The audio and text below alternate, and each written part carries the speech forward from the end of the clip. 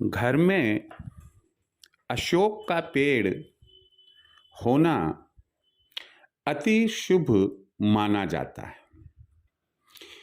जैसा कि पेड़ का नाम ही है अशोक, अर्थात शोक दुख को दूर करने वाला।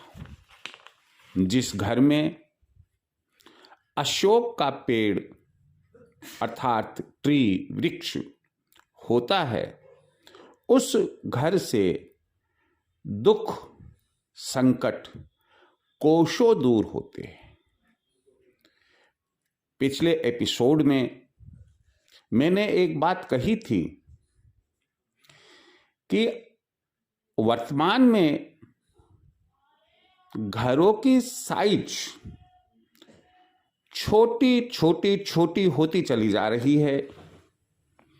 तो ऐसे में अशोक वृक्ष कैसे लगाएं, कहाँ लगाएं, और यदि अपने पास में घर बड़ा है, अशोक का पेड़ लगाने की जगह है, तो किस दिशा में लगाना चाहिए, इसके क्या वास्तु और ज्योतिषीय फायदे हैं, इन सब की मैं यहाँ आपको जानकारी शेयर करूंगा। आपसे बस इतना ही कहना है कि आप वीडियो को पूरा सुने।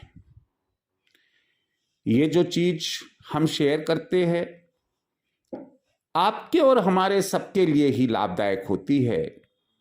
पूरी कोशिश रहती है मेरी सरल से सरल शब्दों में, सरल से सरल लैंग्वेज काम में लेते हुए मैं आपको जो ज्योतिषीय और वास्तु के नहीं के बराबर खर्चे वाले उपाय है, जिनसे कि हम सुख समृद्धि अपने परिवार में बनाए रख सकते हैं, उनकी जानकारी आपको देता हूं।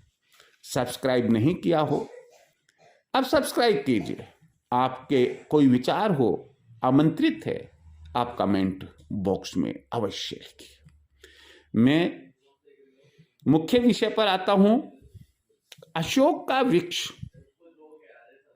दो प्रकार का होता है। एक घेर घुमेर वाला,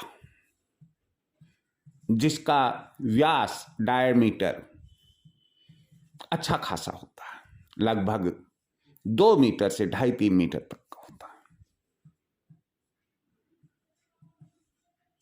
और इससे भी यदि पुराना वृक्ष हो तो डायमीटर इससे भी बड़ा हो सकता है। और एक होता है जो कि घेर घुमेर वाला नहीं होता है, बल्कि वो लंबी हाइट में चला जाता है, 25 फुट 30 फुट 40 फुट तक चला जाता है। अगर हमें घर के बगीचे में लगाना है तो अच्छा रहता है कि हम लंबे वाले अशोक के वृक्ष कम से कम 2 या इससे अधिक संख्या में लगा लें। लेकिन यदि हमें घर में लगाना है तो कम से कम 2 अशोक के वृक्ष जरूर लगाने चाहिए। सवाल है कि इनकी दिशा क्या हो। अशोक वृक्ष एक पवित्र वृक्ष है, पूजा योग्य है, पूजा की जाती है। इसके पत्ते जड़ सभी पवित्र है। स्वाभाविक है ऐसी स्थिति में हम या तो उत्तर दिशा में या पूरब दिशा में इसका रोपण यानी कि इसको लगाएंगे। किसी वजह से यदि उत्तर या पूरब में जगह नहीं है तो कोई बात नहीं है, हर दिशा में भगवान होता है। एक छोटा सा किस्सा है। गुरु नानक देव एक बार एक मस्जिद में गए, सो गए, आराम करने लग गए। एक मौलवी साहब आए कि अरे नाफरमान, तुमको यह भी नहीं मालूम कि तुमने काबा की तरफ मुंह कर, काबा की तरफ पांव कर रखे हैं, खुदा जिधर है उधर पांव कर रखे हैं।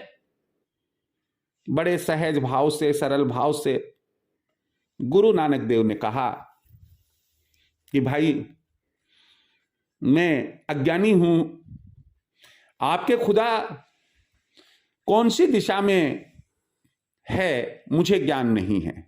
ऐसा करो, मेरे दोनों पांव पकड़ लो और उस दिशा में मेरे पांव कर दो जिधर तुम्हारे खुदा नहीं हो, जिधर तुम्हारा काबा नहीं हो। मौलवी साहब ने ऐसा किया। जानकर आपको आश्चर्य होगा कि जिधर जिधर उन्होंने उनके गुरु नानक देव के पांव किए और पीछे मुड़कर देखा तो पाया कि उधर ही काबा है। चारों दिशाओं में पांव करके देख लिए, जिधर देखे पीछे उधर ही काबा है, जिधर उनका पांव किया उधर ही काबा है। वो उनके शरण में आ गया, शिष्य बन गया। मुझे माफ करो, आप कोई सिद्ध पुरुष है। कहने का तात्पर्य यहां पर यह है कि खुदा, गॉड, ईश्वर, परमात्मा कौन से डायरेक्शन में नहीं है, सभी डायरेक्शंस में। हां, केवल इस चीज का है कि कुछ डायरेक्शंस को अच्छा माना गया है और कुछ डायरेक्शंस को कम अच्छा माना गया है। उसके पीछे कई कारण, कई फैक्टर्स हो सकते हैं जिनकी चर्चा हम यहां नहीं करेंगे। आप यदि जगह कम है तो गमले में भी अशोक का पेड़ लगा सकते हैं और उन्हें आप उत्तर या पूरब दिशा में या जिधर आपको जगह मिले, जिधर आपने ओपन टू स्काई स्पेस दे रखा है, रखे। लेकिन ध्यान रखे कि वहां पवित्रता जरूर हो। यहां मैं एक बात आपसे बड़ी इंपॉर्टेंट है, शेयर करना चाहूंगा। किसी ने आपको कहा कि आपके घर में वास्तु दोष है।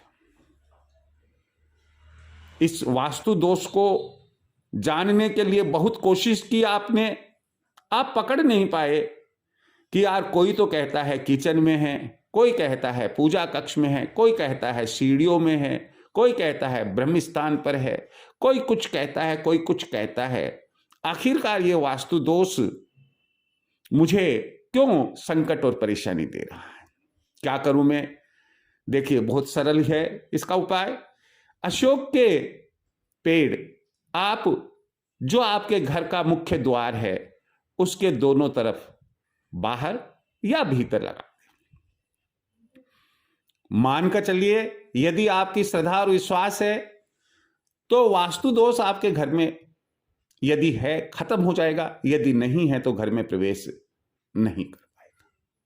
ना केवल इतना ही करे बल्कि हर सप्ताह 15 दिन में या अच्छे 30 त्योहार पर आप 9 पत्ते अशोक के ले और उन पत्तों से एक बांदरवाड़ बनाएं और अपने मुख्य द्वार पर लगाएं।